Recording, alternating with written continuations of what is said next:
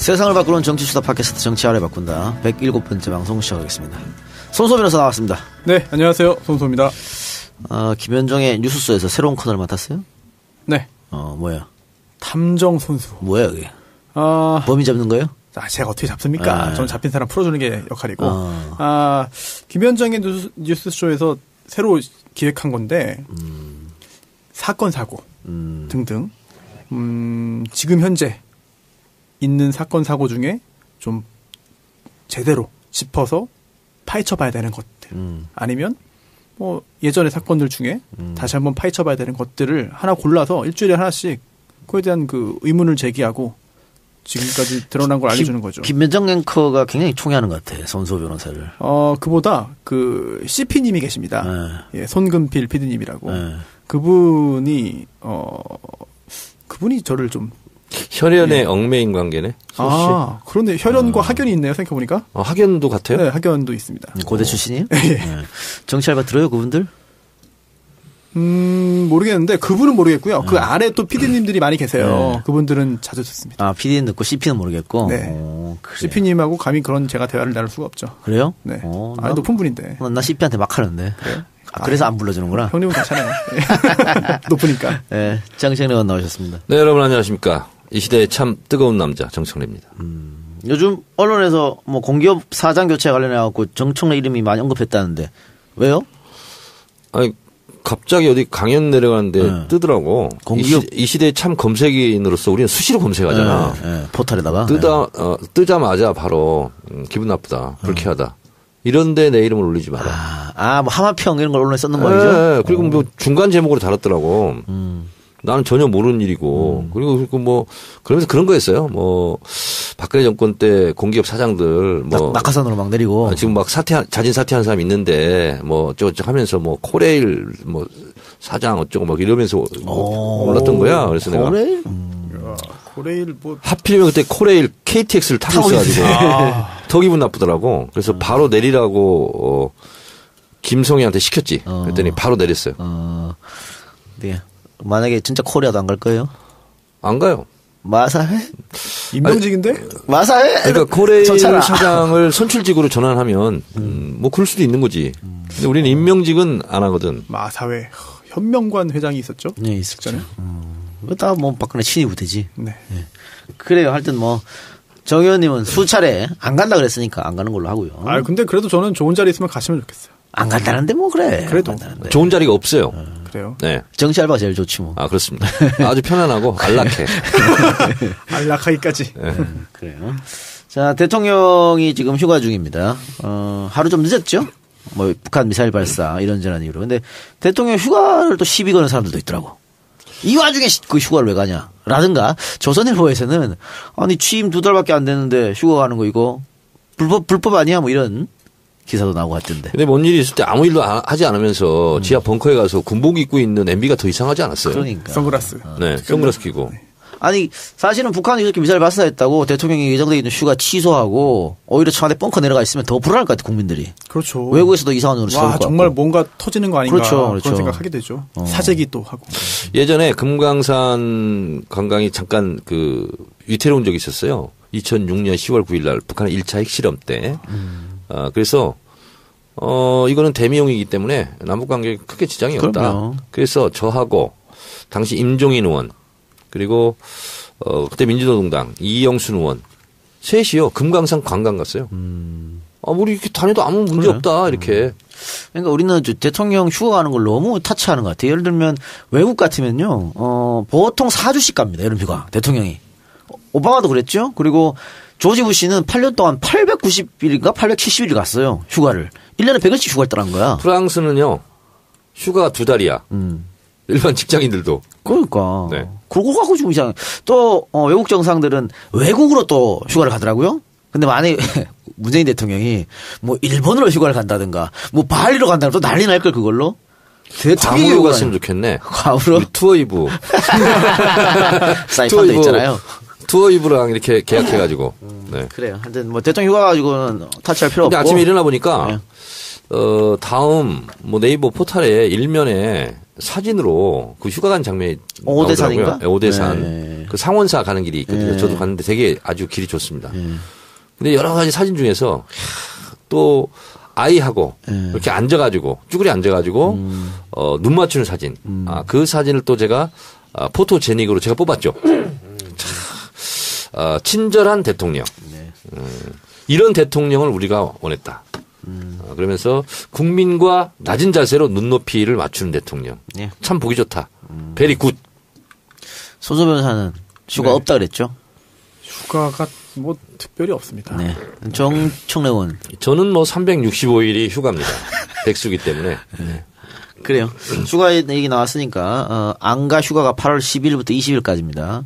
안가 그 사이 오지 마세요. 그리고 8월 그때 안가에 대해서는 안 가야 되겠네. 예, 오지 마시고 8월 14일부터 안가인 각종 방송들 방송 안 됩니다. 직원들이 다 쉬시기 때문에 방송이 안 돼요. 그러니까 정알바도 그 주 한 해 쉬겠습니다. 언제 쉬는 거죠 그러면? 8월 15일 강복절 되겠네요. 아 그래요? 네. 아 그렇구나. 네, 강복절날 쉬니까 착오 없으시기 바랍니다. 그리고 그 문재인 대통령 휴가 관련해서 아니 그 취임한 지 얼마 안 됐는데 휴가를 왜 가냐 그런 규정 위반이다라는 지적이 있었나요 실제로?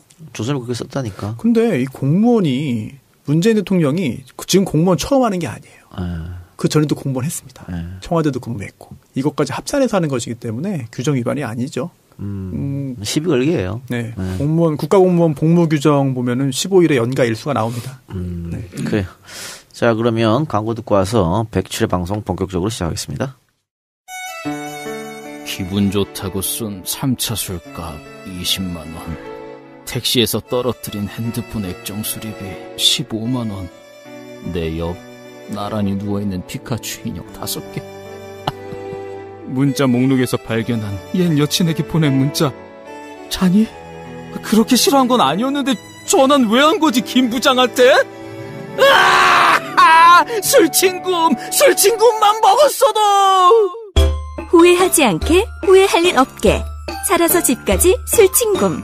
재구매율과 후기가 좋은 술친구물 지금 네이버에서 검색하세요. 버섯 요리 전문점 버섯클럽.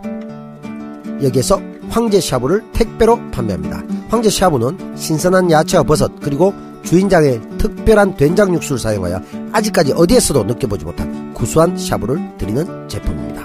얼큰한 국물을 좋아하시는 분들은 함께 동봉된 청양고춧가루를 넣어 드시면 술안주로도 끝내줍니다. 8가지 신선한 버섯과 해물과 가마복고, 어묵을 같이 드시고 마지막으로 수제비까지 즐기실 수가 있습니다. 가격은 5만원에 무료 배송입니다. 연락처는 152-3945 152-3945입니다. 버섯 요리 전문점의 버섯클럽 황제샤브 택배 판매였습니다.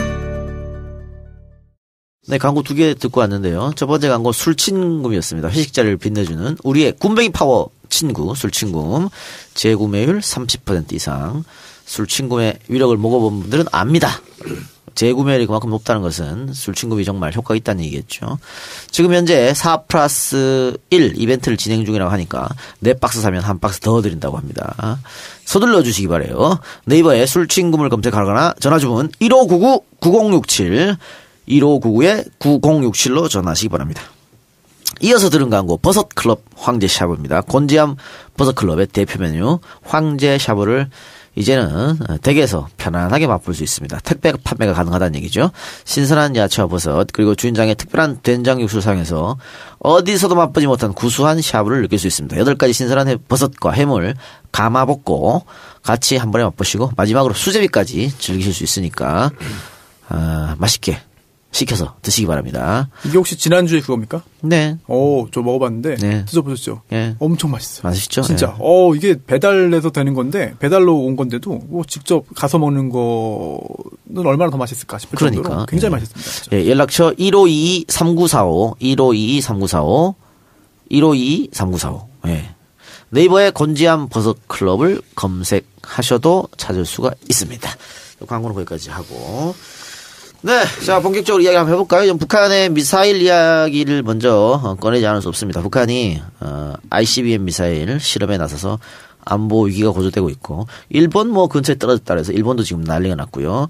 이 ICBM 미사일은 결국은 미국을 개정한 거 아니냐 이렇게 해서 또 미국 본토에서도 지금 난리가 난 그런 상황입니다. 뭐 우리나라도 당연히 이 문제 때문에 대통령이 휴가를 하루 늦게 가기도 하고 또 NSC를 또 긴급 소집하고 그렇게 했었죠. 자 일단 북한이 왜 또 도발을 나섰을까? 어떻게 보십니까? 북한의 이번에 ICBM 급 발사는 이전의 미사일과는 질적으로 차원을 달리하는 미사일이다. 이렇게 생각하시면 되겠습니다. 1998년 첫 번째 미사일을 쐈습니다. 대포동 1호. 그리고 이번 7월 28일 날 쏜 것이 손수 변호사 몇 차례 쏜 것 같아요? 너무 많이 쏴가지고 20년 동안. 20년 동안요? 10번? 네? 10번? 40번 썼습니다. 이번이 이제 40번째고요. 그리고 핵실험은 5번 했고요. 네. 근데 이전까지는 차원을 달리 한다는 것이 ICBM 대륙간 탄도미사일 급이 이번에 드디어 된 거예요. 그리고 미국의 전문가들, 영국의 전문가들, 뭐 미국의 과학자 모임의 비영리 단체 라이트, 로버트 라이트 선임 연구원이라든가 아니면 영국의 전략연구소 선임 연구 이런 분들이 지금 어떻게 예상을 하냐면 10,000km에서 14,000km까지 사거리가 된다. 각도를 줄이면. 네네.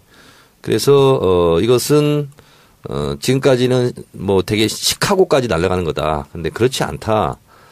뉴욕, 워싱턴 DC까지 날아갈 수 있는 거리다. 이렇기 때문에 미국으로서는 상당히 좀 전략을 수정할 수밖에 없는 네.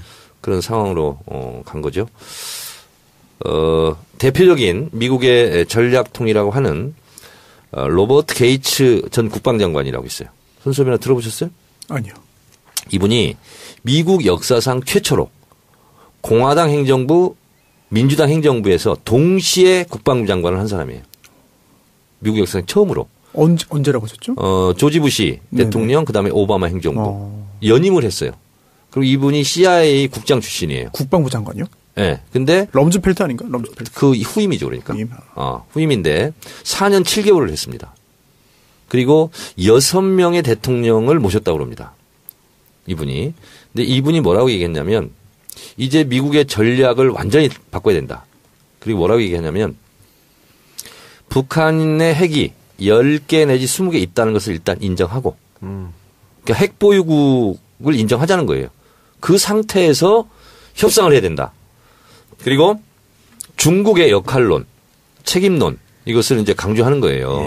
물론 그 다음에 중요하지 않은 내용으로 그래도 안 되면 더 강한 압박을 해야 된다. 이런 이제 단서를 달긴 했지만 이분이 이렇게 주장하고 나섰고 그 다음에 미국의 갈루치라고 기억나죠? 예. 전 미 국무 차관보 갈루치 그리고 윌리엄 페리 전 국방장관 기억나시죠? 네. 이분도 같은 주장을 하고 있습니다.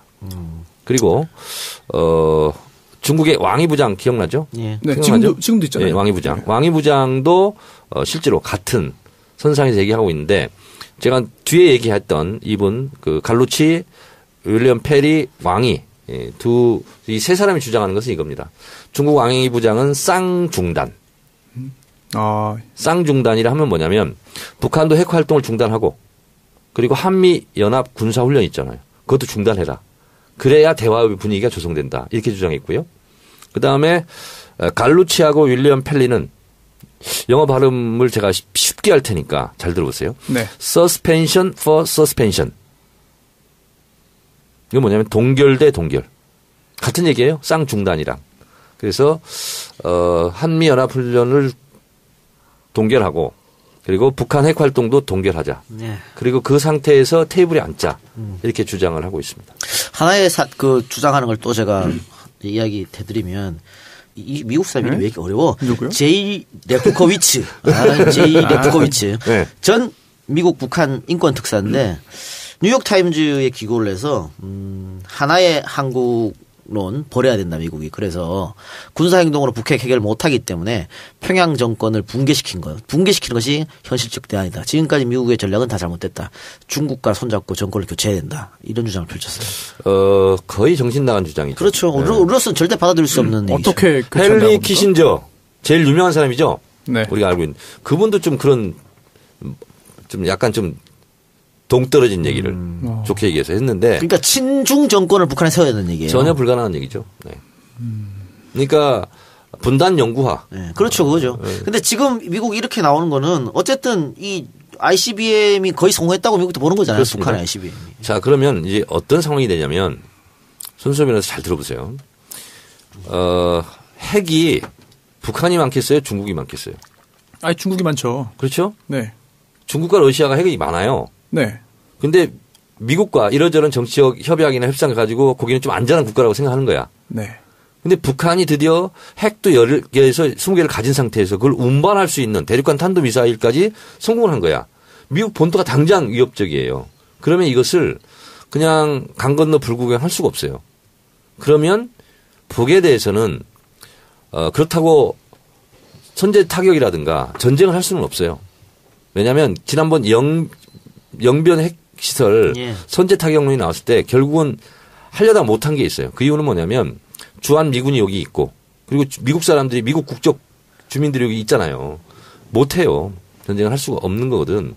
그렇다면 결국은 협상 테이블로 나올 수밖에 없는 거고 이제 북한이 굉장히 의제에서 굉장히 중요한 국가가 또 된 거예요. 미국의 입장으로서는.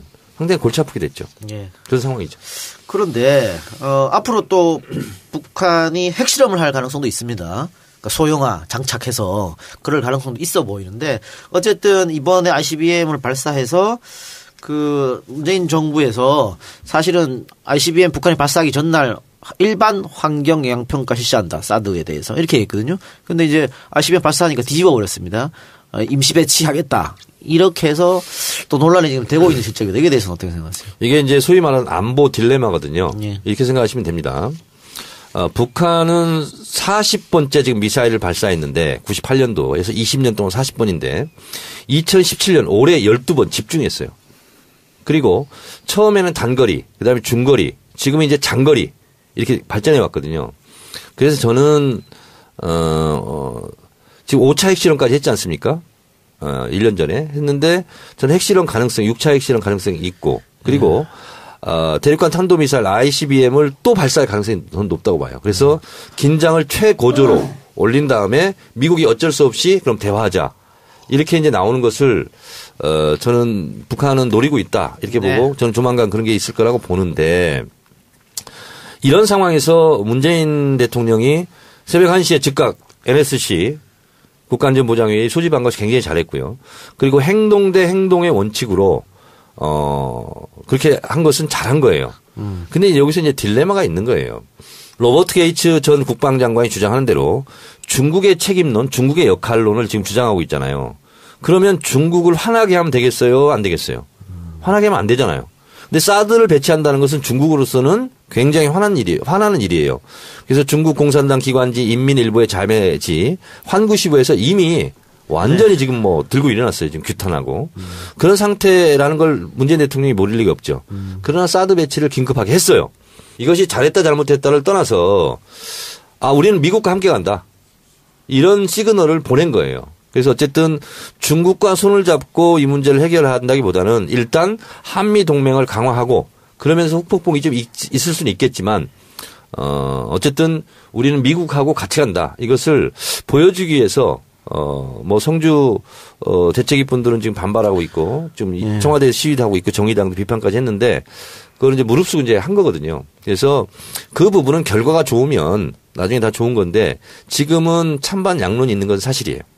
그러니까 저는 지금 임시 배치라고 얘기를 하고 있지만 환경 영향 평가랑 같이 하겠다는 건지 어떤 건지 잘 모르겠고 결국은 임시 배치까지 얘기해서 추가 배치했을 때는 사드 문제는 이제 끝났다고 봅니다. 네. 완전 배치 이제 결정만 남았지 이걸 다시 뺀다는 건 있을 수 없는 일이라고. 자, 그러니까 이제 이런 거죠. 이제 안보 제가 딜레마라고 얘기했잖아요. 사실 지금 한반도 전체 우리 대한민국이 딜레마에 빠진 거거든요.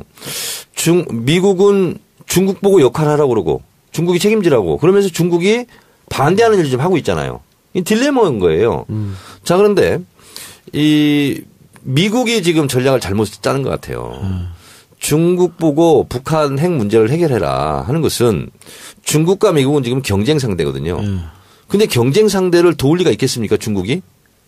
그런 거고, 그런 면이 하나 지금 미국이 좀 잘못 계산하는 거고, 또 하나는 북한 자체가 중국 말을 듣지 않습니다. 옛날 60년대 보면 미소 등거리 외교라는 게 있어요. 자기 국익에 맞게 소련에 붙었다, 중국에 붙었다. 중소, 등거리 외교를 했거든요. 지금도 마찬가지거든요. 지금 미국의 입장으로서는 북한을 제재해라 하는 것은 지금 안보리 상임이사국으로서 반대하고 나섰어요. 중국, 러시아가. 자, 그런데 결국은 원유를 중단하라는 뜻입니다. 근데 원유는요, 중국에서 중단할 수가 없습니다.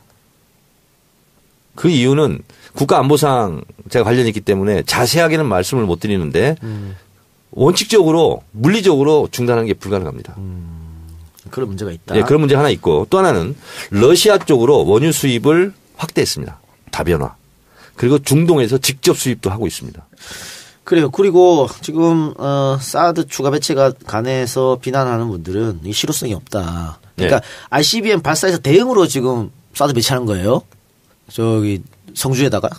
그런데 북한이 ICBM 쐈다고 성주에서 그걸 맞출 수도 없는 노릇이거든. 그러니까 그 대응적으로 한다는 게 말이 안 되는 거야. 그리고 우리가 야당일 때 계속 사드 무용론 주장한 것은 이게 확인되지 않은 무기다. 성능이 입증되지 않은 무기다. 그걸 계속 이야기를 했는데 환경영향평가를 그냥 실시하면서 이거 사드는 사드대로 환경영향평가 끝나고 또 그때 가서 논하면 될 텐데 왜 지금 이렇게 임시배치라는 단어를 써가지고 결국은 다시 빠꾸할 수 없는 지금 만들어놨냐 이런 비난이거든요. 그러니까 뭐냐면 북한의 ICBM 미사일을 사드로 막을 수 없다. 이것은 뭐 우리 진보 진영에서 갖고 있는 인식입니다. 예. 그리고 이번에 3,700m 올라갔지 않습니까? 비행거리가 비행 시간이 47분이에요. 근데 5분 정도 후면 1,000km 이상 올라간다고 그럽니다. 그런 상태에서 어떻게 해볼 수가 없어요. 근데 단지 하나는 뭐냐면 엑스벤저 레이더가 이렇게 쐈다 하는 정보는 입수해가지고 미국에 전달을 할 수 있대요. 그래서 그럼 미국 본토에서 이것을 격추할 건지 말 건지 준비할 수 있는 시간을 좀 벌어주는 효과는 있대요. 그러니까 그러면 사드라는 게 우리를 지키려고 하는 게 아니고 미국 지키려고 들어왔다는 거 아니겠어요? 그렇다는 얘기죠. 네. 그러면 한미동맹으로 그냥 배치하면 되지 뭐. 네. 한미동맹이 그만큼 중요하다면 한미일 MD에 들어가는 거 아니에요 우리가. 자, 그래서 우리가 이제 경계해야 될 것은 뭐냐면 북한은 통미복람을 원하지 않습니까? 예, 그렇죠. 네, 그래서 실제로요. 98년대 대포동 미사일을 쏘고 나서요. 미국이 직접 북한을 비공개적으로 접촉합니다. 그리고 나서 그것에 대한 결과로 울브라이트가 2000년에 평양에 가고 그런 일이 있었어요. 그때는 우리가 주도를 했어요. 김대중 대통령 때. 근데 2011년도에도 똑같은 일이 발생했습니다. 평양에도 갔어요. 미국의 고위직 인사들이. 그래서 3번 만났어요. 우리 몰래. 비공개로. 자, 앞으로도 그럴 가능성이 있다는 거예요. 맨날 한미동맹 얘기하면서 왜 우리한테 안 가르치고 자기들끼리 만나는 거야? 그러니까요. 그랬을 때 우리가 실제로 우리가 들러리를 설 가능성이 있거든요. 그래서 우리도 3분의 1이면 3분의 1 이렇게 n분의 1로 그 대화에 한반도 이 핵 문제를 해결하는데 우리도 테이블에 가서 앉아 있어야 된다는 거죠. 자칫 그러지 못할 가능성도 있다는 거예요. 그래서 이거를 대비를 해야 된다. 이런 거죠. 그래요. 그런데 어쨌든 북한이 포기를 안 할 거 아니에요. 포기를 안 한다는 얘기는 결국은 미국이랑 대화하려고 그런 거 아니겠습니까? 근데 미국이 그렇습니다. 테이블장에 올라올 수 있을까요? 가능성이 그러니까, 있다고 보십니까? 로버트 게이츠 전 국방장관 이분이 뭐라고 얘기를 했냐면 북한이 원하는 것은 미사일 쏘아 원하는 것은 체제 안전 보장, 평화협정, 북미 수교 이거를 원하는 거다. 그래서 결국은 그 문제를 놓고 대화를 할 수밖에 없다. 이런 입장이에요. 그래서 제가 자꾸 이렇게 외국 사람들 예를 드는 이유는 내가 얘기하면 정청래 혼자의 주장이 아니야? 내지는 또 보수 측에서 저건 종북 주장 아니야? 이렇게 생각할 수 있는데 그렇지 않다는 거예요. 예. 그 북한이 이런 행동을 보이면서 아베는 내심 좋아할 수도 있겠다. 반전. 이런 생각이 들어요. 그러니까 아베가 계속 전쟁하고 싶은 나라로 지금 만들려고 하는 거잖아요. 뭐 이러면 북한이 이러면 이럴수록 명분은 아베가 쌓이지 않을까. 지지율도 지금 최악인데. 그거 지금 반전의 계기가 되는 것 같아요. 아베 입장에서도. 그렇지 않을까요? 그러니까 우리가 임진왜란 때 그때 누구죠? 이토 히로부미? 네, 이토 히로부미. 이토 히로부미 뭐예요? 그거는 도요토미 히데요시. 이토 히로부미는 안중근하고 이등방 안중근 의사 그거죠. 맨날 난 이거 헷갈려. 도요토미 히데요시하고 이토 히로부미하고. 저도 오늘부터 헷갈릴 것 같아요. 풍신수길. 네. 에베레스트하고 엘리베이터하고 맨날 헷갈려요. 저. 하여튼 도요토미 히데요시가 시선을 밖으로 돌리기 위해서 임진왜란 일으킨 거 아니에요. 정명가동. 네네네. 그래요. 손 변호사는 여기에 대해 할 말 없어요? 사드 배치. 일단 북한의 저런 행동 자체가 좀 겁이 납니다. 솔직히. 좀 겁이 나고요. 하지만 더 겁나는 거는 저거를 제어하겠다고 우리나라와의 협의 없이 또는 우리나라의 동의 없이 미국이 독자적인 군사행동에 나선다면 그건 정말 파멸로 이를 수 있거든요. 그건 곧바로 전면전이고요. 그래서 지금 상황은 우리가 긴장도가 높아지고 하니까 우리도 정신 바짝 차리고 긴장해야 되는 건 사실이지만 저는 긴장도가 최고조로 높아진 다음에 반드시 사인 곡선 지금까지 패턴이었어요. 그럼 미국이 결국은 대화에 나설 수밖에 없다. 그리고 북한으로서는 대화에서 좀 더 대등한 위치로 테이블에 앉기 위해서 최고조로 긴장을 쏘아 올리고 있다. 이렇게 저는 생각을 하는데 모든 것을 다 통틀어서 anyway 저는 제일 걱정스러운 부분이 그런 거예요. 동학 농민 혁명을 진압하기 위해서 일본과 청나라를 끌어들였잖아요. 외세를 끌어들였죠. 예. 그래서 결국은 그것이 화근이 돼서 우리가 전장터가 됐잖아요. 청일전쟁, 러일전쟁. 그것처럼 뭐 전쟁터가 돼서는 절대로 안 되는 일이지만 구한말처럼 그러나 어쨌든 미국과 중국과 일본, 북한의 각축장이 되는 외교 전쟁터가 지금 이미 되고 있거든요. 그래서 그런 면은 상당히 좀 안타깝고 그렇다고 해서 지금 우리 대한민국이 현실적인 조건상 미국과 따로국밥으로 놀 수도 없거든. 근데 또 중국으로부터는 상당한 제재와 또 압박을 우리가 또 직접 모험을 받는 거잖아요. 이게 이제 안보 딜레마인데 당분간은 좀 숨고르기 하면서 좀 시간을 좀 지켜두고 지켜보는 것이 좀 필요하겠다 이런 생각이 들고 이런 상황 속에서 무슨 뭐 원점 타격이니 되지도 않는 현실적으로 불가능한 선제 타격이니 내지는 뭐 북한 김정은 제거 작전이라든지 이런 것은 작전. 뭐 이런 것은 전혀 국익에 도움이 되지 않아요. 네. 예. 보수정당, 자유한국당이나 바른정당에서는 뭐 당연히 사드를 완전 배치해라 이렇게 주장하고 있는데 한 발 더 나가서 지금 전술핵 갖고 와야 된다 얘기하고 있어요. 전술핵에 대해서 어떻게 생각하세요? 이미 전술핵이 한반도에 배치되어 있었습니다. 근데 86년도인가요? 가져갔죠. 이미 다 가져갔어요. 그거를 가져오는 순간 우리도 핵을 갖게 되잖아요. 그렇죠. 북한 핵을 욕을 할 수가 없어요. 한반도 비핵화는 나가리 되는 거죠. 그렇죠. 욕을 할 수가 없어. 그러면 일본도 우리도 가져야겠다. 할 수 그렇죠. 있죠. 그래서 그건 되지도 않는 얘기고 북한이 처음에는 NPT에 가입을 했었어요. 그 다음에 탈퇴 선언을 하고 이제 곧바로 이제 한 10년 있다 이제 NPT를 탈퇴하면서 이제 결국 핵 활동을 시작을 한 거거든요. 악을 악으로 막을 수가 없어요. 저는 그래서 한반도 핵무장 대한민국 핵무장론은 이것은 그렇게 주장한 사람이 미국을 추종하는 사람들이 많아요. 근데 그것은 역으로 반미다 반미. 한미 동맹을 깨야 돼요. 우리가 핵을 갖는다는 것은 NPT를 우리가 탈퇴해야 돼. 그렇죠. 그리고 한미 원자력 협정을 깨야 돼요. 즉 한미 원자력 협정에 의해서 우리 원전이 있잖아요. 그 찌꺼기들 있잖아요. 그런 거 폐열 이런 거 있잖아요. 미국이 다 감시하고 있습니다 지금. 플루토늄 생산하고 이런 거 못해요. 그래서 핵무장론을 들고 나온 사람들은 반미주의자다. 예. 궁극적으로. 지금 뭐 미국이 우리 저 미사일 사거리까지도 몇 킬로 이상 만들지 말라고 하고 있는 상황이에요. 그래서 한미 미사일 지침을 개정해야 된다. 이렇게 나오고 있지 않습니까? 그래서 500kg, 800kg예요. 그래서 800kg 이상은 쏘지 못한다. 그리고 500kg 이하다. 그런데 그것을 사거리는 늘리지 못하는데 중량을 좀 늘리자. 1톤으로. 네. 그러니까 500kg로 엄청 오래 묶여 있었거든. 500kg 묶여 있으면은 뭐 할 수도 없어. 800kg, 한 1000kg까지 늘려줘야 되는데 800kg까지는 이제 다시 협상해서 된 거고. 그리고 만약에 우리나라가 뭐 핵 개발한다, 도입한다 이러면은 뭐 핵 개발 문제로 보면은 이란이나 리비아처럼 굉장한 또 경제 제재를 받을 수밖에 없습니다. 그리고 지금 상황에서 뭐 독자 핵 무장, 핵 개발하자 이런 거는 제가 볼 때는 굉장히 좀 웃긴 이야기가 아닌가 싶네요. 그래요. 어쨌든 이렇게 지금 북한이 도발을 하고 있습니다만은 문 대통령이 독일에서 밝힌 베를린 구상 이것은 뭐 시간이 좀 걸리긴 하겠지만 계속 그냥 추진하는 거죠. 정세현 전 통일부 장관, 저는 이분의 대북관, 통일관 이 부분에 대해서 저는 굉장히 존중하고 좀 좋아하는데 이분이 이렇게 표현했어요. 베를린 구상은 5년짜리 정책이고 그렇다고 해서 한철 매미하고 이 문제를 상의할 수는 없지 않느냐. 이것은 지나가는 일일 수 있다. 그렇기 때문에 이거는 지금 당장 베를린 구상을 이제 당장 지금 하자고라고는 할 수가 없어요. 국제적으로 지금 제재 국면에 들어가기 때문에 한번 숨고르게 한 다음에 그다음에 대화의 끈을 놓을 수는 없다. 그래서 그 베를린 구상은 5년 동안 유효한 정책이다.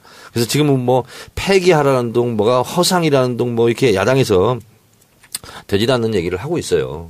뭘 모르는 무지의 소치죠. 네, 알겠습니다. 자, 그러면 광고 듣고 와서 블랙리스트 재판 판결 그리고 이재용 재판. 이재용 재판이 이번 주로 끝이 나죠? 이재용 재판에 대해서 한번 알아보도록 하겠습니다. 결혼식 못 가서 미안해. 신랑이 축가 불러줬다며? 대박. 앨범 나왔는데 영상 보여줄까? 사진으로? 어떻게? 아직도 모르니? 픽처 플레이. 멈춰있는 사진을 플레이하라. 픽처 플레이. 웨딩 촬영, 데이트 스냅, 돌사진 등 소중한 순간의 영상을 픽처 플레이 앨범으로 남기세요. 휴대폰 앱 실행 후 사진을 인식시키면 그날의 영상이 한눈에. 언제 어디서든 추억을 플레이하실 수 있습니다. 이제 사진을 찍고 앨범에 담고 픽처 플레이하세요. 문의 전화는 010-2229-0345. 네이버에 픽처 플레이를 검색하세요. 찍고 담고 픽플. 픽처 플레이.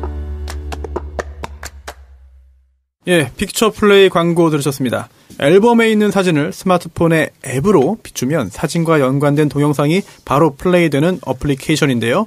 결혼식이나 아이들 성장 앨범 만들 때 동영상 촬영할 때 따로 뭐 DVD나 USB로 보관하지 마시고 스마트폰으로 보관하시면서 바로바로 볼 수 있으니 상당히 편리합니다. 네이버 검색창에 픽처 플레이 또는 www.picturepplay.co.kr 픽처플레이.co.kr 홈페이지 접속하시면 샘플 영상도 보실 수 있습니다. 문의 전화 010-2229-0345고요. 웨딩홀이나 스튜디오 분들과 업무 연계도 가능하고 업무 제휴 가능하니까 많은 관심 부탁드립니다. 그리고 팟캐스트 광고 기념으로 여러 가지 할인 행사, 후기 이벤트도 진행하고 있습니다. 특히 정치 알바 듣고 문의한다, 정치 알바 듣고 예약한다 말씀하시면 다양한 혜택도 받으실 수 있다고 합니다. 네. 그 정현님 결혼하실 때 그 비디오 이렇게 찍었습니까? 네, 찍었습니다. 그거 어디 있어요 지금 보관? 집에 있는데 네. 한 번 틀어보고 20년 동안 한 번도 안 틀어본 것 같은데. 그 VHS 테이프로 뭐 그걸로 그렇죠. 네. 근데 그게 시간 지나면 막 지직거리고. 눈 오고. 그렇죠. 눈 오고. 뭐 영화 끝나고 자막 올라가는 것처럼 되고. 근데 요즘 또 비디오 플레이기가 거의 집에 잘 없으니까. 네. 그렇죠. 근데 요거 픽처 플레이는 스마트폰으로 다시 재생해서 볼 수 있으니까. 그거를?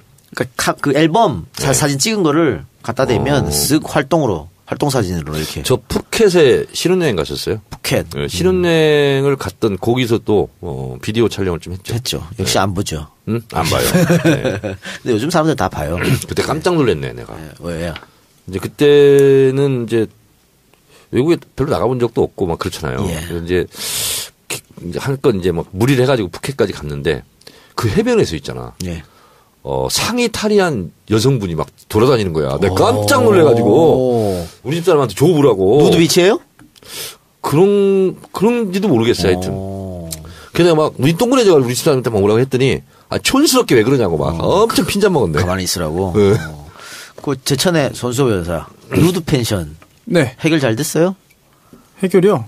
그거 법적으로 처벌할 방법이 없다면서요? 없죠. 공연 음란죄도 안 되고. 자기 집에서 벗었으니까. 네. 공연성 그런 게 있었어요? 예, 공연성도 없고 음란하지도 않을 것 같아요. 그리고 또 경범죄 처벌법에 보면은 과다 노출죄가 있긴 한데 거기에도 해당이 안 되는 것 같아요. 제가 누드 뭐라고? 누드 펜션. 펜션. 제천에 자기들끼리 펜션을 지어놓고 거기서 뭐 자기들 말로는 자연주의를 추구한대요. 그래서 남녀가 모여서 다 이제 옷 벗고 돌아다니는 건데. 독일은 뭐 누디즘. 그런 데 많아요? 이게 독일이 많죠. 근데 그 마을이 그 어르신들이 많이 사시는 곳이거든요. 그래서 어르신들이 막 빨리 나가라고 여기서 이제 항의하고 지금 그런. 그건 잘 모르겠네.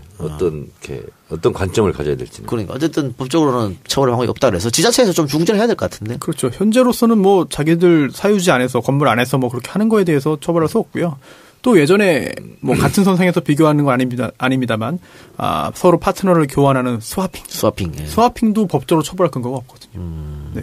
뭐 논란의 여지는 있지만 법이 관여할 수 있는 부분은 또 아닌 것 같아요. 그러니까 뭐 예를 들어서 스와핑이나 쓰리썸 같은 걸 해서 돈을 주고 성을 사게 되면 처벌할 수 있지만 네. 그게 아니고 자기들끼리 좋아서 했으면 처벌할 방법이 없다. 네네. 그렇죠. 그래요. 그런데 지금 그 누드 펜션 근처에 계시는 그 농민들이 예. 농민들의 그런 소유지를 조금씩 모아가지고 길이 나 있대요. 예. 그 길을 누드 펜션 지나가면서 이용을 하는 건데 그러다 보니까 농민들이 못 들어가요. 아예. 농기구를 세워가지고 막았거든요. 근데 이게 또 죄가 될 수 있어요. 법적으로는 그게 죄가 된다. 일반 교통 방해죄가 성립될 가능성이 있어요. 자기 땅이라 하더라도 오히려 막다가 보면은 주민들이 더 피해 보지 않을까 그런 생각이 좀 듭니다. 그래요. 잘 해결됐어야 하는 그런 마음이고요. 자, 블랙리스트 재판에 대해서 한번 얘기해 볼까요? 어쨌든 블랙리스트 관련된 사람들이 다 유죄를 받았습니다. 저는 유죄 받았는데 조윤선 전 장관이 일부 무죄가 나오면서 집행유예로. 네. 조윤선은 네.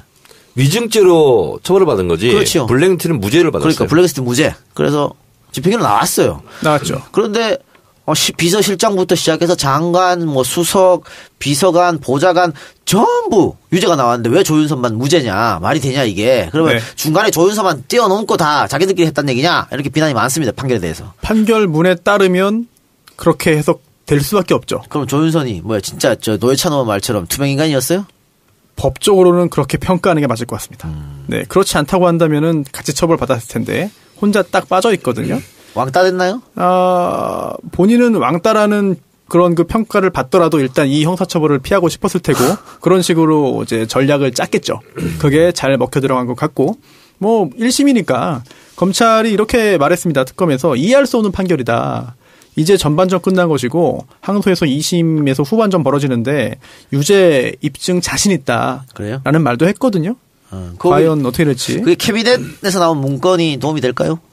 글쎄요. 이번 재판에는 증거로 제출 안 됐죠. 1심에서는. 근데 2심에서는 제출할 수도 있겠고 캐비넷 나온 것 중에 캐비넷에서 나온 것 중에 어떤 문건인지 잘 모르겠네요. 어떤 문건? 아니 모르죠. 우리도 모르는데. 예. 네, 그걸 활용할 수도 있겠냐 하는 거지. 활용할 수는 있죠. 1000건이 넘게 나왔으니까. 네, 활용할 수는 있죠. 근데 일단 지금 조윤선 전 장관을 집중적으로 보자면은 조윤선 전 장관이 이 블랙리스트 작성과 활용에 대해서 지시한 게 없다. 그래요. 그건데 네. 재판부에서 그렇게 한 거는 이번에 같이 구속된 정관주, 네. 신동철 네. 이 사람들이 증언인데 그렇습니다. 또 유진용 전 장관 네. 이 세 사람이 박지준호 전 정무수석이 인수인계 했다는 거 아니에요? 그러니까 지금 제가 말한 세 사람은 조윤선한테 유리한 증거를 한 맞아요. 사람들이에요. 네. 조윤선 몰랐다. 네. 그러니까 재판부에서 조윤선에서 불리한 증거는 채택하지 않고 네. 유리한 증거만 채택하는 바람에 네. 무죄가 난 게 아니냐 이런 주장이야. 채택을 안 한 거, 증거 채택을 안 한 건 아니고요. 네. 다 증거 능력이 있는 증거가 네. 된 거죠. 그런데 그 중에서 조윤선 전 장관에게 유리한 예. 그런 증거가 믿을만하다고 본 거죠. 그래서 특검 입장에서는 조윤선 전 장관의 유죄를 입증할 증거가 충분히 제출됐다라고 본 것이고 또 실제로 문화부 직원들의 증언들이 있습니다. 조윤선 전 장관이 블랙리스트 관련해서 보고하라고 시켰다라든지 이런 증언들이 있어요. 그렇죠, 있죠. 네, 그런데 그러면 지금 정반대로 배치되는 증언들이 있는 거잖아요. 그렇죠. 그 중에서 적어도 1심 재판부는 그 상반된 그런 그 증거들 중에 정관주 전 차관이나 신동철 전 비서관 등의 증언을 더 믿을 수 있다. 네. 그 증언의 무게를 실은 거고 2심에서는 똑같은 증거입니다만 그중에 뭘 더 믿을 수 있냐. 이거에 대한 판단은 얼마든지 달라질 수 있는 거죠. 저는 이번 1심 판결문에서 가장 이상한 게 있어요. 물론 이제 사법부의 판결은 우리가 존중해야 되지만 법치국가에서 정말 이상한 게 뭐냐면 박근혜 대통령은 보수 성향의 지지자들로 인해서 대통령이 됐다. 그래서 보수 쪽의 지원을 확대하고 예. 진보 쪽에 지원을 배제하는 것이 네. 헌법과 네. 법령에 어긋나지 않다. 네. 그래서 공범관계가 성립하지 않는다라는 이상한 말을 했죠. 네. 헌법에서 금지하고 있는 22조 학문과 문화예술의 자유를 가진다. 모든 국민은. 그리고 대한민국 모든 국민은 양심의 자유를 갖는다. 그다음에 법 앞에 평등하다. 그리고 사회 경제적 이유로 차별받지 않는다. 이 헌법을 저는 위반했다고 보는 사람이에요. 예. 이상하고요. 그리고 사익을 취하지 않았다 하는 면에서 최순실의 국정농단과는 다른 거다 이렇게 얘기를 했는데 사익을 취하고 안 취하고를 떠나서 차별을 했고 그리고 피해를 준 거잖아요. 그래서 최순실의 사익 추구와 아니면 그런 문화예술인 블랙리스트에 올라가 있는 분들과 차별한 것이 금전적으로 이쪽은 피해를 또 준 거예요. 결국은. 그런 면에서 봤을 때 앞뒤가 많지 않고 또 하나는 뭐냐면 자체 모순이에요. 판결문에. 이게 법령과 헌법에 위배되지 않는 것을 봤어요. 근데 김기춘은 또 뭐 영화진흥위원회라든가 문화예술위원회라든가 이런 것을 또 불이익을 준 거 있잖아요. 이것은 또 법령을 위반한 걸로 본 거, 유죄로 또 본 거야. 예. 아니, 한 판결문에서 박근혜 대통령의 부분은 위반되지 않았고, 김기춘 실장이 한 것은 또 위반됐고, 손수 변호사. 네. 이거 뭐예요? 또 하나. 이 재판에서 형사 30부죠? 네. 김기춘 실장에 대한 재판을 당연히 불러가지고 신문다고 했죠. 그렇죠. 근데 박근혜는 형사 22부야. 형사 30부에서는 박근혜 증언 한 번도 들어보지도 않았어. 네. 근데 왜 형사 30부가 박근혜에 대해서 공범이 됐다 안 됐다 말을 해요? 판결문이 200쪽이 넘는다고 합니다. 그중에 6장 정도를 할애해서 박근혜 전 대통령이 직접적인 지시가 없었다라는 부분을 언급을 했다고 하는데요. 일단 박근혜 전 대통령이 이 해당 재판부의 이 재판의 피고인은 아니었어요. 그래서 유죄 문제를 판단하지는 않았습니다만, 그런데 이게 김기춘 전 실장 등등 비롯해서 유죄 판결을 선고했잖아요. 그러면은 도대체 그들의 직권남용 행위가 경위가 무엇이고 동기가 무엇이고 전체적으로 어떻게 이루어졌는지를 밝히기 위해서는 그러면은 김기춘 전 실장이 최고 위에 있냐, 그 위에 누가 있냐, 즉 박근혜 전 대통령이 시켰냐 등등을 언급할 수밖에 없습니다. 그리고 또 김기춘 전 실장 등등에 대해서 유죄 판결을 선고하면 양형을 하잖아요. 형량을. 근데 그 형량을 결정함에 있어서도 전체적으로 최초의 지시 또 최고 정점에 누가 있느냐가 중요합니다. 그러다 보니까 박근혜 전 대통령의 개입 여부를 언급할 수밖에 없고요. 언급했다는 것 자체는 사실 뭐 문제 제기하기 어려운 것 같아요. 네. 그리고 첫 번째는 그렇고요. 또 두 번째로 아까 정 의원님께서 헌법 위반이다 말씀하셨는데 저도 헌법 위반으로 보입니다. 그런데 이 재판은 형사 재판이기 때문에 헌법 위반인지 여부를 본격적으로 다투는 재판은 아니고요. 또 두 번째로 근데 왜 언급을 해 판결문에? 네? 헌법과 법령이 위반되지 않는다. 언급을 할 수 있죠. 왜냐하면 그것도 좀 이따 말씀드릴게요. 그리고 기타 그 부당하게 지원해서 배제된 사람들이 손해봤다 했는데 그럼 민사소송에서 해야 되는 거예요. 그래서 여기서는 사실 그것도 핵심은 아니고 그렇다면은 지금 박근혜 전 대통령에 대한 재판은 아니지만 아까 또 한 가지 또 의문 제기하신 게 이게 김기춘 전 실장은 왜 똑같은 행동을 했는데 유죄라고 하고 또 박근혜 전 대통령은 잘못이 없다고 하느냐 했는데 그 부분도 이렇게 이해하면 됩니다. 일단 김기춘 전 실장 같은 경우에는 구체적으로 블랙리스트 작성을 지시했다고 본 것이고요. 하지만 박근혜 전 대통령 같은 경우에는 지원 배제를 지시했다는 증거가 없다는 거예요. 즉 지금 박근혜 대통령을 변호하고 네. 나서는 거예요, 지금? 그럴 리가 있겠습니까? 직접적으로 블랙리스트 작성 지시한 증거가 없다, 부족하다라고 본 것이고요. 또 하나 이 부분은 또 이렇게 왜 없어요? 네. 수석 보좌관회의에서 네. 블랙리스트 만든 거 이것은 네. 해야 된다. 네네. 언급하고 두 번이나 언급하잖아요. 그러니까요. 박근혜 대통령이. 예. 그럼 거기에 따라서 비서실장이나 비서들은 움직이는 거예요. 당연합니다. 그걸 지시라고 봐야지. 당연하죠. 저도 그렇게 보는데 이 해당 판결문에 따르면 제가 판결문을 다 보지 못했지만 뭐 관련된 간접적인 정보에 따르면 이런 부분 있잖아요. 좌파 지원 축소, 우파 지원 확대 표방 이게 헌법과 법령에 위반되지 않는다라고 봤는데 뭐 양보해서 그렇다고 칠 수는 있습니다. 그런데 조금 전에 의원님께서 말씀하신 그 부분은 사실은 지시라고 볼 수 있어요. 그러니까. 예, 그리고 이게 대통령이 어떤 자리이냐. 또 대통령의 영향력이 얼마나 크냐, 또 대통령이 단순한 방향의 제시에 그치고 표방한 거냐, 아니면 그렇게 간접적인 언급을 해도 밑에서 다 알아듣고 그에 따라 움직이잖아요. 또 실제로 움직였고, 그렇다면은 이거를 이 해당 재판부의 그 재판장은, 판사들은 너무 대통령의 위치와 힘을 뭐 의도적인지 모르겠습니다만 굉장히 좁게 본 것 같아요. 아니 어쨌든 언급을 할 수 있지만은 박근혜하고 공무원 관계가 성립되지 않는다라는 판단 자체를 이 형사 30분에서 했다는 건 문제예요. 문제가 있으니까 법원에서 기자들한테 문자 보내가지고 그거 오해다고 해명을 하지 왜 해명을 해요? 옆 그러면. 재판부에 영향을 줄 수 있는 것을 그건 월권이죠. 재판부는 독립적으로 움직여야 되는데. 근데 그거는 손수호 변호사 네. 이 부분에 대해서 사과하세요. 네? 예. 같은 법조인으로서. 죄송합니다. 아니 법원에서 그래서 기자들한테 해명 문자를 보내서 방금 의원이 말한 얘기를 했어요. 영향 미치는 거 아니다 이런 식으로. 그러니까 그 해명 자체가 굉장히 이례적이고 해명이 나왔다는 것은 문제가 있으니까 해명을 한 거잖아요. 근데 그 해명은 이 판결문에 대해서 해명했거나 아니면 이 판결을 함에 있어서 박근혜 전 대통령의 유죄무죄를 판단해서 해명한 건 아니고요. 그래요. 예. 이 판결을 선고하면서 기자들한테 그 설명 자료를 배포합니다. 그러니까. 네, 그 설명 자료에서 특히나 또 그 유죄, 무죄 그 부분을 좀 언급했기 때문에 그거에 대한 해명이었죠. 그러니까 이렇게 장황하게 보도자료에 해명하는 것도 굉장히 이례적인 일이에요. 그게 이상한 거죠, 사실. 그게 이상한 거잖아. 네, 그거 자체가 이상한 거죠. 그리고 또 이상한 게 뭐냐면 판결문 내내 있잖아요. 네. 박근혜는 지금 현직 대통령이 아니에요. 그리고 엄청난 국민적인 저항에 의해서 탄핵된 사람이거든요. 네. 근데 그런 게 한 줄도 언급을 안 해. 그리고 계속 박근혜 대통령이라고 호칭을 해요. 이게 잘 된 거예요? 아니죠. 당연히 아니죠. 그러니까 이 판결문을 보면 이 판결을 내린 사법부를 존중하지만 항상 그 말을 하네요. 당연하죠. 법치국가니까. 네. 그렇지만 이 황 판사는 도대체 말이야.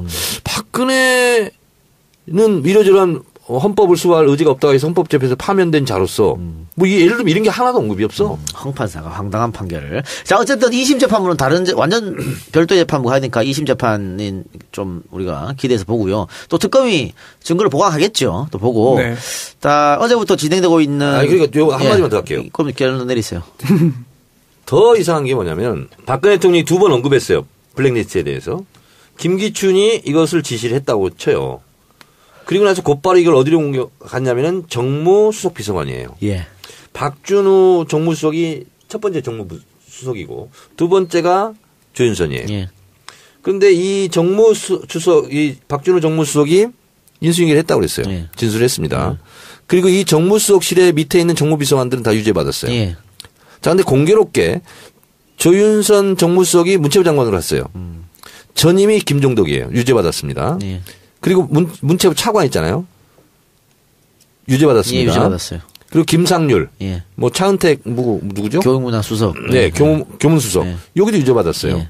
그러면 정무수석실과 문체부 관계자들은 다 받았어. 예. 그러면 조윤선만 지금 안 받은 거거든요. 유죄를. 이게 납득이 가요? 그러니까 그게 이제 신동철 정무비서관이 보고한 기억 없다. 그러니까 특검에 조사하고 또 다른 증언을 법원에 가서 한 거예요. 또 유진용 전 장관도 몰랐다. 상당히 유리한 네, 증언을 했기 했죠. 때문에. 네, 참석도 안 했다 회의 때. 네, 그게 이제 들어갔는데 어쨌든 그 부분 우리가 좀 더 지켜보기로 하고요. 삼성 이재용 재판. 자 일단 그 선거 공판이 언제죠? 아직 날짜 안 정해졌고요. 네. 그 7일에 마지막 재판이 예정되어 있습니다. 7일에 마지막 재판. 예. 그리고 오늘 피고인 신문 1일에 그리고 8월 2일에 박근혜 전 대통령 증인 신문 예정되어 있는데 이번에도 역시 불출석 사유서를 냈기 때문에 안 나올 가능성이 높고. 네, 구인하지 않는 한 아마 구인하지 않고 그대로 증언 없이 재판이 끝나지 않을까 싶은데요. 그래서 그것까지 넘어가고 8월 3, 4일에 두 차례 공판기일을 가진 다음에 7일에 결심 예정입니다. 예, 결심. 그럼 한 일주일 정도 후에 선고되겠죠. 예, 결심 예정이 7일이기 때문에. 결심 때 구형을 하는 거죠. 네. 그렇죠? 그렇죠. 예. 결심하고. 자, 이제 이번 일주일 재판이 삼성으로서는, 이재용으로서는 굉장히 중요한 순간인데, 지금까지 삼성의 관계자들이 재판에서 전부 다 증언 거부하겠습니다. 증언 거부하겠습니다. 요걸로 나갔거든요? 네. 근데 지금까지와는 좀 다른 스탠스로 보여야 되는 거 아니에요? 여러 가지 또 새로운 증거들이 나왔고, 캐비넷의 문건들은 삼성에 굉장히 불리한 거고, 정유라 중원도 삼성에 굉장히 불리한 거거든요? 계속 모르쇠로 할 수 없을 것 같은데? 그래서 나온 것이 우리 최순실이 무서웠다. 최순실이 두려웠다. 최순실도 덮어씌우고 있는 거죠. 그렇죠. 예. 그리고 그동안은 이제 증인으로 나와서 증언을 안 한 거잖아요. 근데 오늘도 장충기 씨라든지 여러 사람들이 이야기를 합니다. 그러면서 문건을 받은 것도 독대 후에 문건 받은 것도 이재용 부회장에게 받은 게 아니었다라든지 기타 최순실이 무서웠다. 피해자 코스프레 하는 거네. 네, 이런 얘기를 하는데 이거는 증언은 아니고요. 피고인 신문에서 이야기한 겁니다. 즉 각자 다른 사람의 재판에서 이야기한 게 아니라 자기 재판, 피고인으로서 한 거기 때문에 설령 거짓말이 있다 하더라도 이건 위증도 안 돼요. 안 되는 거고. 네, 그걸 다 감안해가지고 하는 거고 또 물어보는 것도 미리 다 정해가지고 물어봅니다. 이재용은 그럼 어떻게 나올까요? 본인 신문할 때는 대답을 해야 되잖아. 그럼요. 예. 근데 그건 다 이미 그 각자 변호인하고 다 짜가지고 하는 거고. 이재용도 그러면 최순실이 무서웠다 이렇게 아니면 몰랐다 그랬겠네. 나는 몰랐다. 밑에 사람들이. 그럼요. 예. 그 실무자들이 한 건데 제가 몰랐던 거 죄송합니다 하겠죠. 그래요. 결심 공판. 또 구형이 검찰이 얼마나 내릴지. 자, 그럼 검찰이 구형을 내리고 어느 정도 시간이 걸리죠? 현행 형사소송 법 규정만 보면은 마지막에 결심하고 바로 선고하게 돼 있어요. 그런데 실질적으로 그런 경우는 거의 없고요. 따로 그 선고 기일을 정합니다. 선고하는 날만 정하는데 이게 그 구속 기간이 언제까지인지를 고려해가지고 판결문 작성하고 하는 시간 다 충분히 고려해서 할 텐데요. 구속 만료 좀 직전에 할 것 같아요. 날짜 정해서. 근데 더욱 중요한 게 대법원 규칙 개정돼가지고 중요 사건 판결 선고를 생중계할 수 있습니다. 그래서 이재용 선고 재판이 첫 생중계가 될 수 있다. 그런 가능성이 있죠. 네. 지금 중요한 그런 재판에 해당될 가능성이 높고 또 오늘자로 8월 1일자로 또 개정된 규칙이 시행됐기 때문에 가능성이 좀 있어 보입니다. 예. 근데 지금 박근혜 재판도 그렇게 오픈될 가능성이 높은데 태극기 사람들이 또 그거 반대하고 있더라고. 절대 하면 안 된다고. 왜 그렇지? 반대를 할 수도 있지만 반대하는 것 같지만 사실 반대한다고 해서 달라지는 건 없을 것 같아요. 예. 그래요. 그 장충기라든가 여러 사람들이 전부 다 영재센터에 돈 낸 거, 또 미르재단, 스포츠재단에 돈 낸 거, 이재용 결재 없이 우리가 진행했다. 보고하지 않았다. 이걸로 나가네요. 역시 그렇죠. 이재용만 지키자 이 생각인 것 같네요. 그렇습니다. 네. 손수 변호사 질문이 하나 있어요. 예. 예를 들어서 이재용 징역 10년에 처한다. 네. 이렇게 정해놓고 판결문을 씁니까? 아니면 판결문을 쓰고 나서 결론이 징역 10년이다. 이렇게 내립니까? 제가 판사 해봤나요? 예. 추측해 보세요. 추측이요. 일단 글쎄요. 어려운 추측이네요. 네. 제가 판사라면 징역 10년 마음속으로 결정해놓고 거기에 맞는 근거들을 다 댈 것 같아요.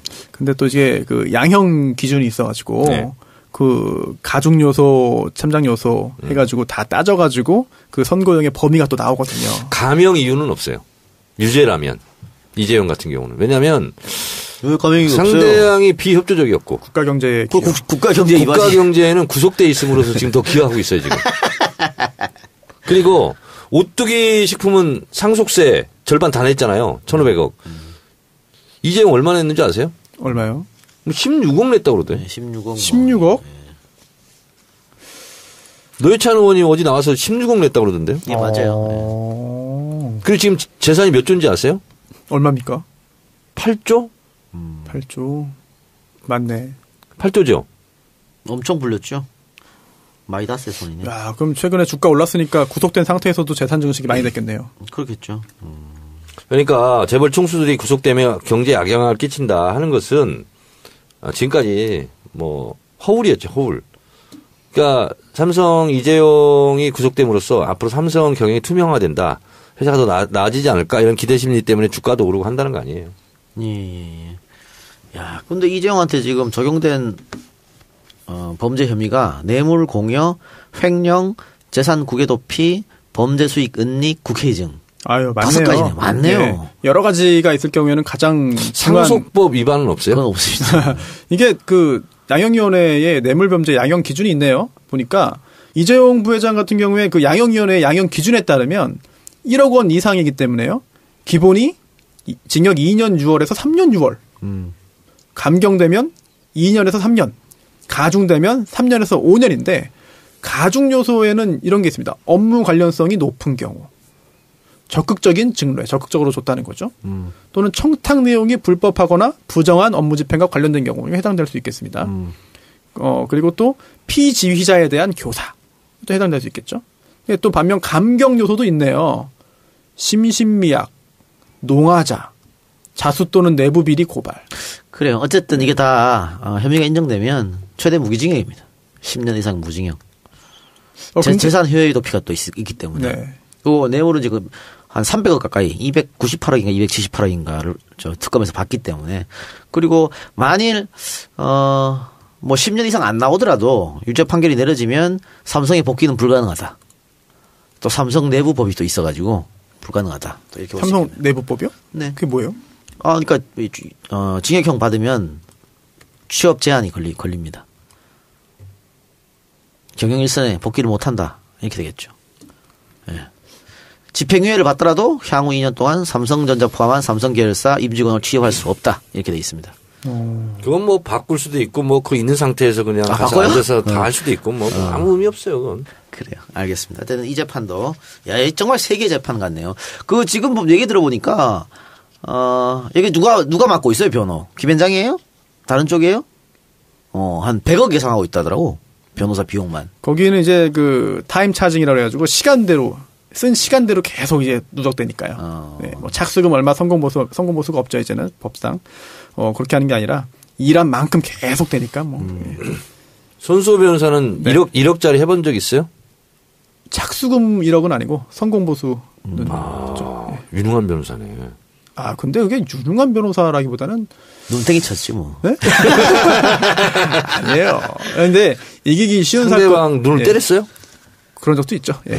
이기기 쉬운 사건은 사실 1억밖에 어려워요. 아, 그래요? 네. 그렇겠죠. 예. 기본이 얼마예요? 정하기 나름입니다. 아, 정이 나름이에요. 500 아니면 500 보통.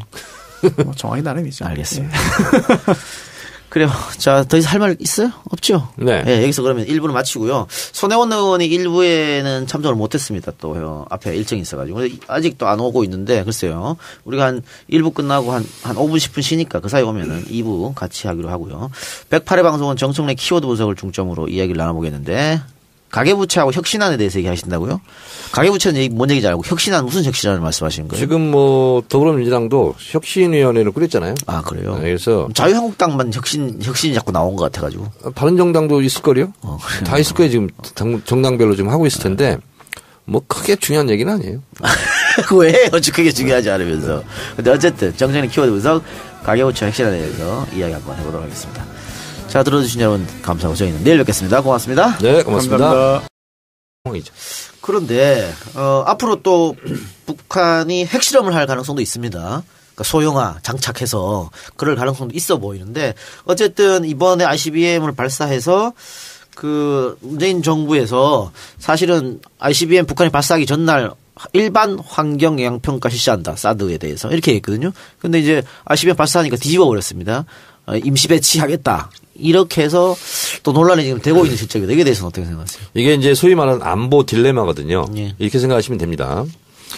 북한은 40번째 지금 미사일을 발사했는데 98년도에서 20년 동안 40번인데 2017년 올해 12번 집중했어요.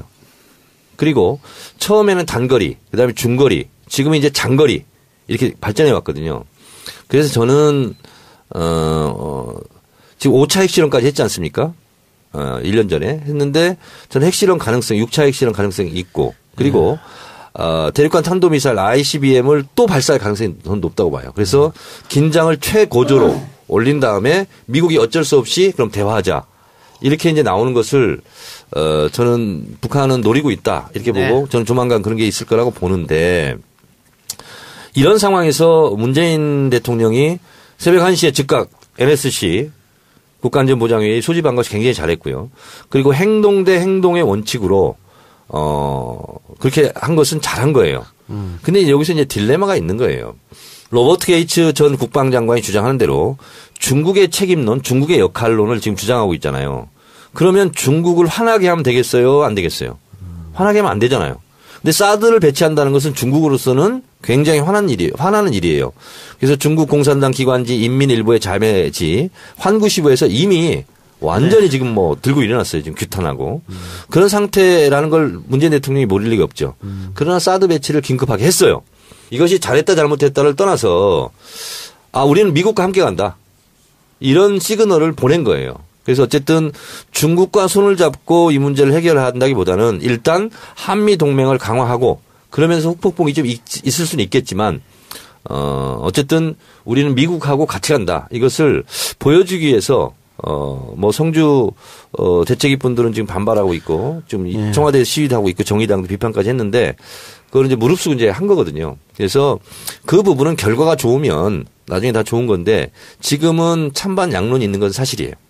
그러니까 저는 지금 임시 배치라고 얘기를 하고 있지만 환경 영향 평가를 같이 하겠다는 건지 어떤 건지 잘 모르겠고 결국은 임시 배치까지 얘기해서 추가 배치했을 때는 사드 문제는 이제 끝났다고 봅니다. 예. 완전 배치 이제 결정만 남았지 이걸 다시 뺀다는 거 있을 수 없는 일이라고. 자, 그러니까 이제 이런 거죠. 이제 안보 제가 딜레마라고 얘기했잖아요. 사실 지금 한반도 전체 우리 대한민국이 딜레마에 빠진 거거든요. 미국은 중국 보고 역할하라고 그러고 중국이 책임지라고 그러면서 중국이 반대하는 일을 좀 하고 있잖아요. 이 딜레마인 거예요. 자, 그런데 이 미국이 지금 전략을 잘못 짜는 것 같아요. 중국 보고 북한 핵 문제를 해결해라 하는 것은 중국과 미국은 지금 경쟁 상대거든요. 근데 경쟁 상대를 도울 리가 있겠습니까, 중국이? 그런 거고 그런 면이 하나 지금 미국이 좀 잘못 계산하는 거고 또 하나는 북한 자체가 중국 말을 듣지 않습니다.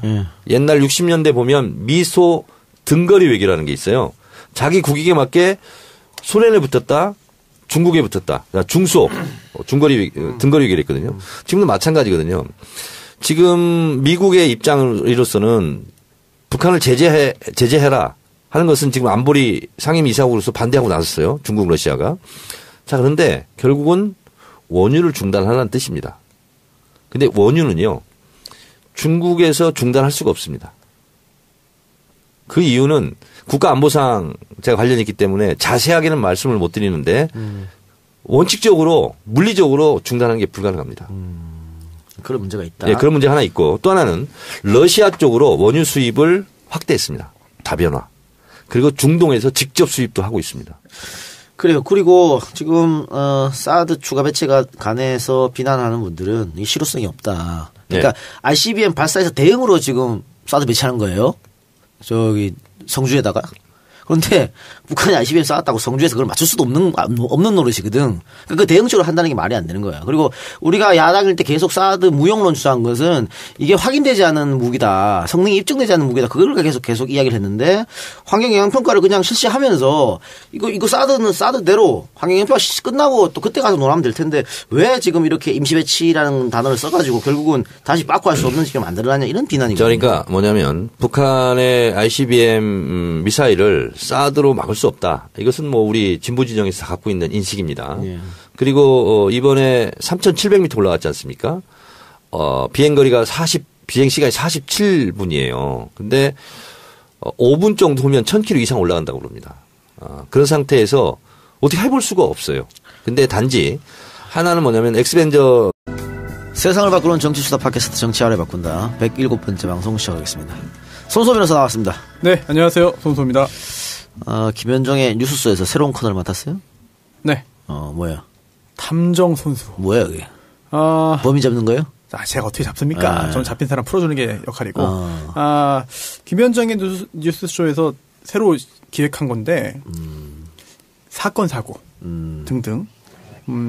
지금 현재 있는 사건, 사고 중에 좀 제대로 짚어서 파헤쳐봐야 되는 것들. 아니면 뭐 예전의 사건들 중에 다시 한번 파헤쳐봐야 되는 것들을 하나 골라서 일주일에 하나씩 그에 대한 그 의문을 제기하고 지금까지 드러난 걸 알려주는 거죠. 김현정 앵커가 굉장히 총애하는 것 같아. 손소 변호사를. 그보다 그 CP님이 계십니다. 예, 손금필 PD님이라고. 그분이 저를 좀 혈연의 얽매인 관계네. 그런데 혈연과 학연이 있네요. 생각해보니까. 학연도 같아요? 네, 학연도 있습니다. 고대 출신이에요? 네. 정치 알바 들어요, 그분들?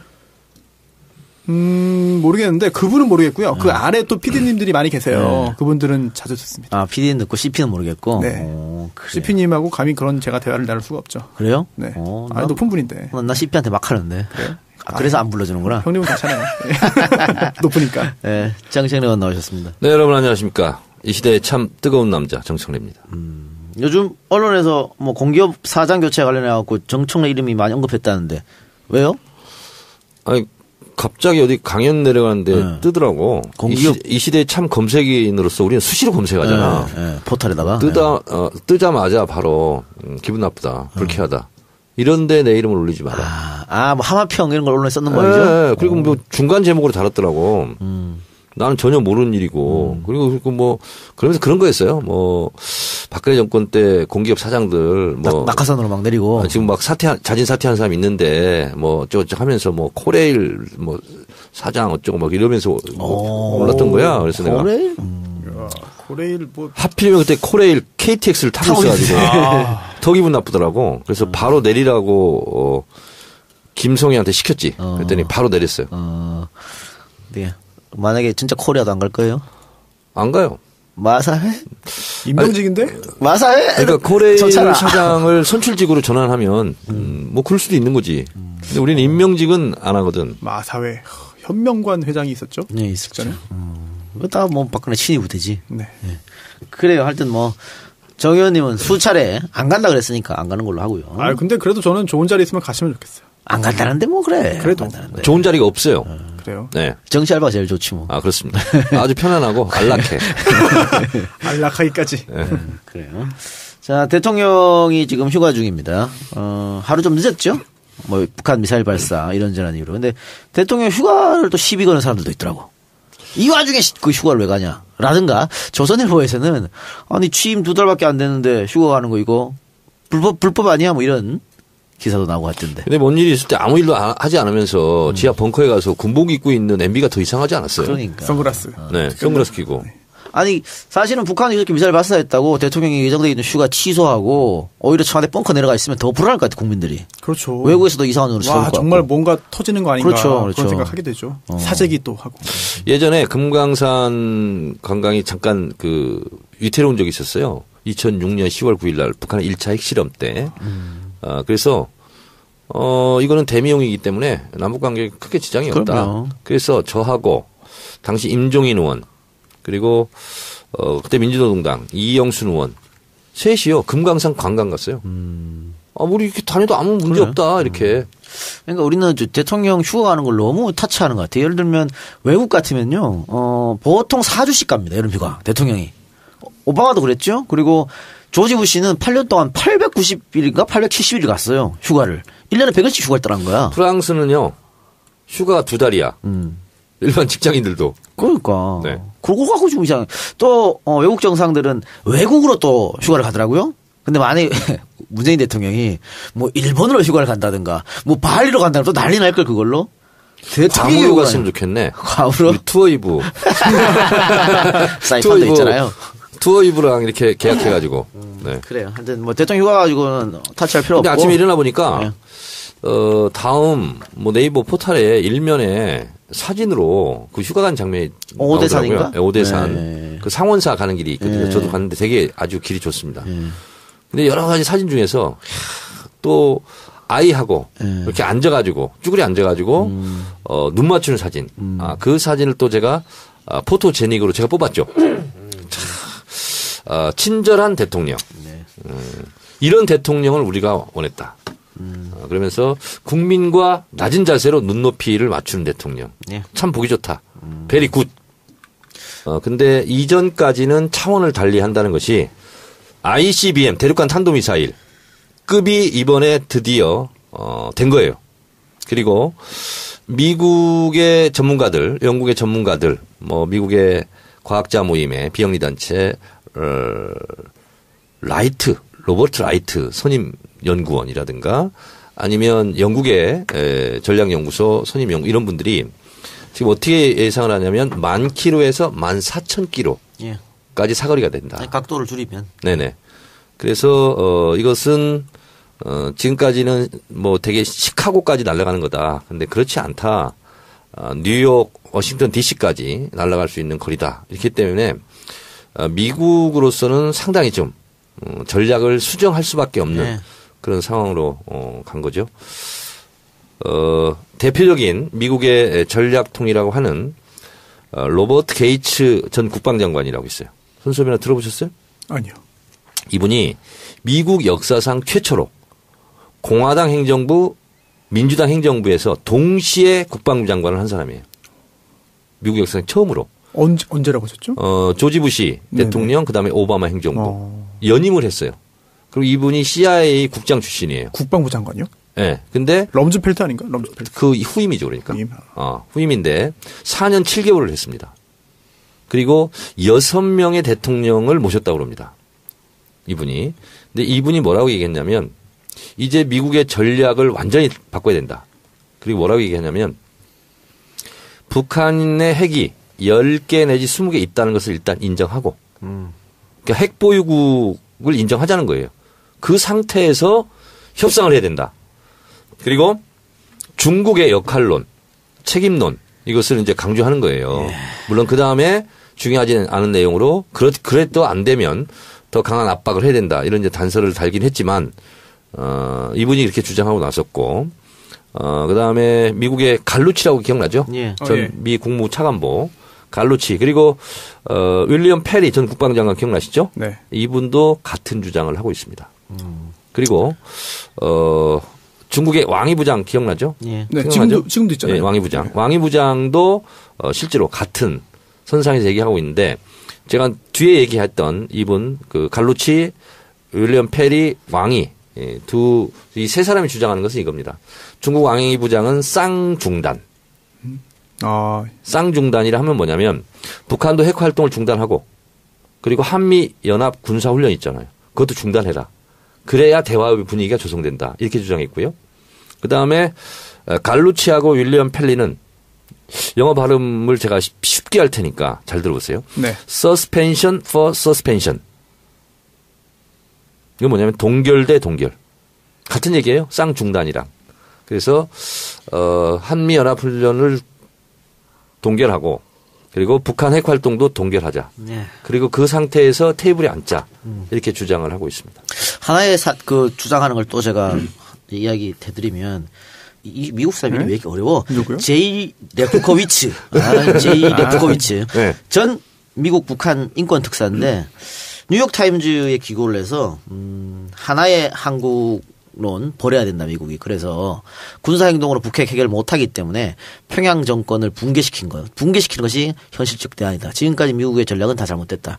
중국과 손잡고 정권을 교체해야 된다. 이런 주장을 펼쳤어요. 거의 정신 나간 주장이죠. 그렇죠. 우리로서는 절대 받아들일 수 없는 얘기죠. 어떻게 헨리 키신저 제일 유명한 사람이죠. 네. 우리가 알고 있는 그분도 좀 그런 좀 약간 좀 동떨어진 얘기를 좋게 얘기해서 했는데 그러니까 친중 정권을 북한에 세워야 되는 얘기예요. 전혀 불가능한 얘기죠. 네.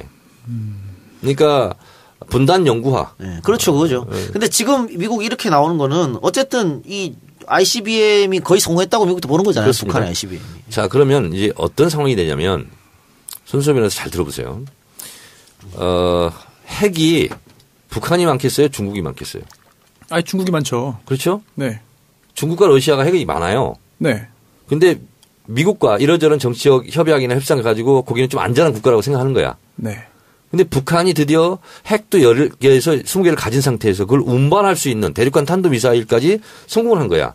미국 본토가 당장 위협적이에요. 그러면 이것을 그냥 강 건너 불구경할 수가 없어요. 그러면 북에 대해서는 그렇다고 선제 타격이라든가 전쟁을 할 수는 없어요.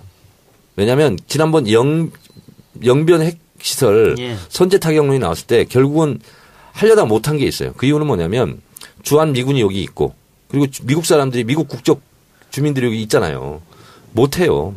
전쟁을 할 수가 없는 거거든. 그렇다면 결국은 협상 테이블로 나올 수밖에 없는 거고 이제 북한이 굉장히 의제에서 굉장히 중요한 국가가 또 된 거예요. 미국의 입장으로서는. 상당히 골치 아프게 됐죠. 예. 그래서 레이더가 이렇게 쐈다 하는 정보는 입수해가지고 미국에 전달을 할 수 있대요. 그래서 그럼 미국 본토에서 이것을 격추할 건지 말 건지 준비할 수 있는 시간을 좀 벌어주는 효과는 있대요. 그러니까 그러면 사드라는 게 우리를 지키려고 하는 게 아니고 미국 지키려고 들어왔다는 거 아니겠어요? 그렇다는 얘기죠. 네. 그러면 한미동맹으로 그냥 배치하면 되지 뭐. 네. 한미동맹이 그만큼 중요하다면 한미일 MD에 들어가는 거 아니에요 우리가. 자, 그래서 우리가 이제 경계해야 될 것은 뭐냐면 북한은 통미복랑을 원하지 않습니까? 예, 그렇죠. 네, 그래서 실제로요. 98년대 대포동 미사일을 쏘고 나서요. 미국이 직접 북한을 비공개적으로 접촉합니다. 그리고 나서 그것에 대한 결과로 울브라이트가 2000년에 평양에 가고 그런 일이 있었어요. 그때는 우리가 주도를 했어요. 김대중 대통령 때. 근데 2011년도에도 똑같은 일이 발생했습니다. 평양에도 갔어요. 미국의 고위직 인사들이. 그래서 3번 만났어요. 우리 몰래. 비공개로. 자, 앞으로도 그럴 가능성이 있다는 거예요. 맨날 한미동맹 얘기하면서 왜 우리한테 안 가르치고 자기들끼리 만나는 거야? 그러니까요. 그랬을 때 우리가 실제로 우리가 들러리를 설 가능성이 있거든요. 그래서 우리도 3분의 1이면 3분의 1 이렇게 n분의 1로 그 대화에 한반도 이 핵 문제를 해결하는데 우리도 테이블에 가서 앉아 있어야 된다는 거죠. 자칫 그러지 못할 가능성도 있다는 거예요. 그래서 이거를 대비를 해야 된다. 이런 거죠. 그래요. 그런데 어쨌든 북한이 포기를 안 할 거 아니에요. 포기를 안 한다는 얘기는 결국은 미국이랑 대화하려고 그런 거 아니겠습니까? 근데 미국이 그렇습니다. 테이블장에 올라올 수 있을까요? 가능성이 그러니까, 있다고 보십니까? 로버트 게이츠 전 국방장관 이분이 뭐라고 얘기를 했냐면 북한이 원하는 것은 미사일 쏘아 원하는 것은 체제 안전 보장, 평화협정, 북미 수교 이거를 원하는 거다. 그래서 결국은 그 문제를 놓고 대화를 할 수밖에 없다. 이런 입장이에요. 그래서 제가 자꾸 이렇게 외국 사람들 예를 드는 이유는 내가 얘기하면 정청래 혼자의 주장이 아니야? 내지는 또 보수 측에서 저건 종북 주장 아니야? 이렇게 생각할 수 있는데 그렇지 않다는 거예요. 예. 그 북한이 이런 행동을 보이면서 아베는 내심 좋아할 수도 있겠다. 반전. 이런 생각이 들어요.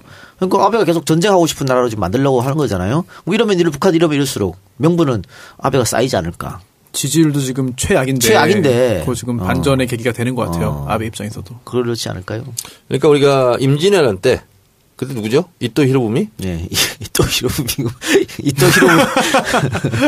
히로부미 뭐예요? 그거는 도요토미 히데요시. 이토 히로부미는 안중근하고 이등방 안중근 의사 그거죠. 맨날 난 이거 헷갈려. 도요토미 히데요시하고 이토 히로부미하고. 저도 오늘부터 헷갈릴 것 같아요. 풍신수길. 네. 에베레스트하고 엘리베이터하고 맨날 헷갈려요. 저. 하여튼 도요토미 히데요시가 시선을 밖으로 돌리기 위해서 임진왜란 일으킨 거 아니에요. 정면가동. 네네네. 그래요. 손 변호사는 여기에 대해서 할 말 없어요? 사드 배치. 일단 북한의 저런 행동 자체가 좀 겁이 납니다. 솔직히. 좀 겁이 나고요. 하지만 더 겁나는 거는 저거를 제어하겠다고 우리나라와의 협의 없이 또는 우리나라의 동의 없이 미국이 독자적인 군사행동에 나선다면 그건 정말 파멸로 이를 수 있거든요. 그건 곧바로 전면전이고요.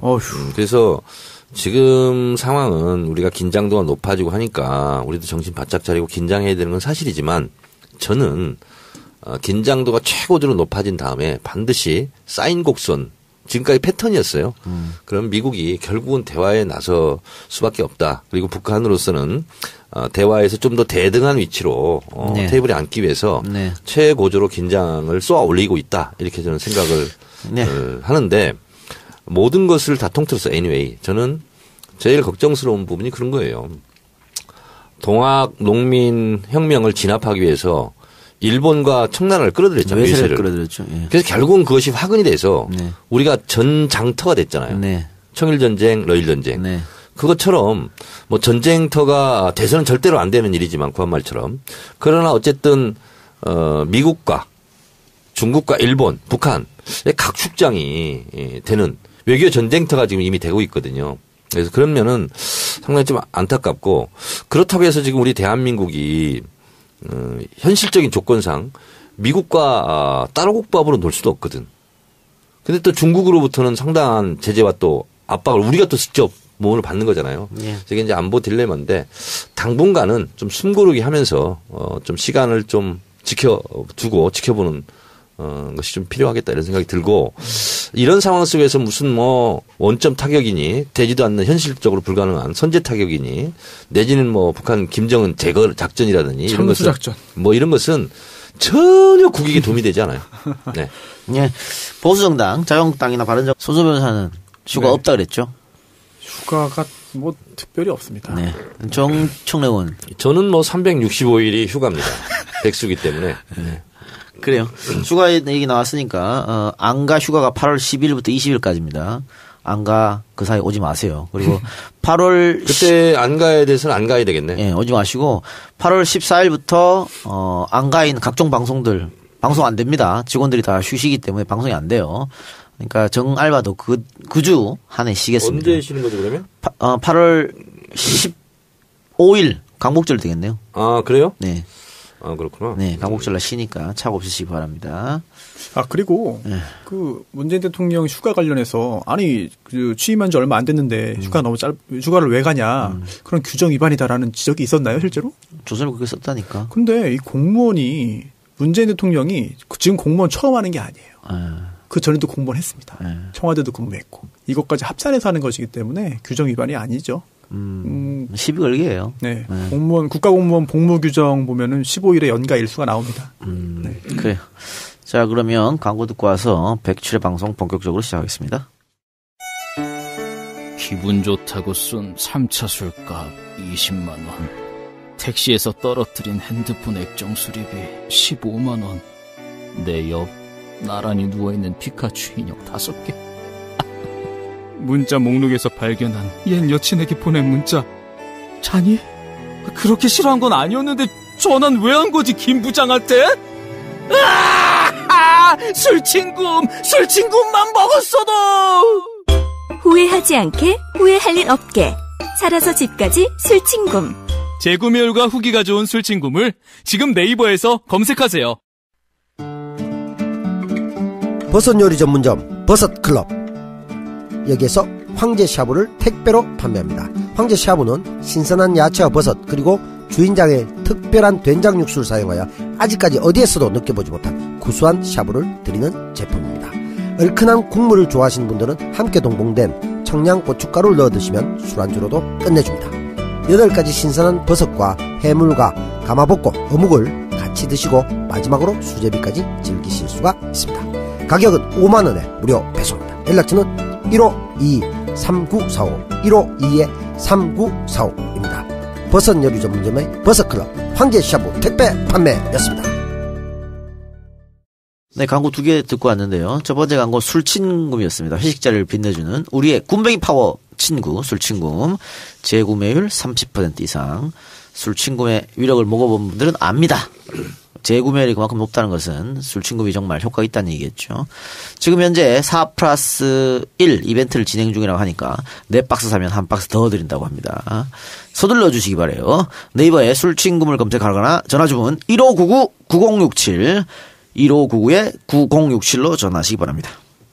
이어서 들은 광고 버섯클럽 황제샤브입니다. 곤지암 버섯클럽의 대표 메뉴 황제샤브를 이제는 댁에서 편안하게 맛볼 수 있습니다. 택배 판매가 가능하다는 얘기죠. 신선한 야채와 버섯 그리고 주인장의 특별한 된장 육수를 사용해서 어디서도 맛보지 못한 구수한 샤브를 느낄 수 있습니다. 8가지 신선한 버섯과 해물, 가마복고 같이 한 번에 맛보시고 마지막으로 수제비까지 즐기실 수 있으니까 맛있게 시켜서 드시기 바랍니다. 이게 혹시 지난주에 그겁니까? 네. 저 먹어봤는데 네. 드셔보셨죠? 네. 엄청 맛있어요. 맛있죠? 진짜. 네. 이게 배달해서 되는 건데 배달로 온 건데도 직접 가서 먹는 거는 얼마나 더 맛있을까 싶을 정도로 굉장히 맛있습니다. 진짜. 예, 연락처 1522-3945 1522-3945 1522-3945 예. 네이버에 곤지암 버섯클럽을 검색하셔도 찾을 수가 있습니다. 광고는 거기까지 하고 네, 자 본격적으로 이야기 한번 해볼까요? 북한의 미사일 이야기를 먼저 꺼내지 않을 수 없습니다. 북한이 ICBM 미사일 실험에 나서서 안보 위기가 고조되고 있고 일본 근처에 떨어졌다 그래서 일본도 지금 난리가 났고요. 이 ICBM 미사일은 결국은 미국을 개정한 거 아니냐 이렇게 해서 또 미국 본토에서도 지금 난리가 난 그런 상황입니다. 우리나라도 당연히 이 문제 때문에 대통령이 휴가를 하루 늦게 가기도 하고 또 NSC를 또 긴급 소집하고 그렇게 했었죠. 자 일단 북한이 왜 또 도발을 나섰을까? 어떻게 보십니까? 북한의 이번에 ICBM 급 발사는 이전의 미사일과는 질적으로 차원을 달리하는 미사일이다. 이렇게 생각하시면 되겠습니다. 1998년 첫 번째 미사일을 쐈습니다. 대포동 1호. 그리고 이번 7월 28일 날 쏜 것이 손수 변호사 몇 차례 쏜 것 같아요? 너무 많이 쏴가지고. 20년 동안. 20년 동안요? 10번? 네? 10번? 40번 쐈습니다. 많이 이번이 이제 쐈네요. 40번째고요. 그리고 핵실험은 5번 했고요. 네.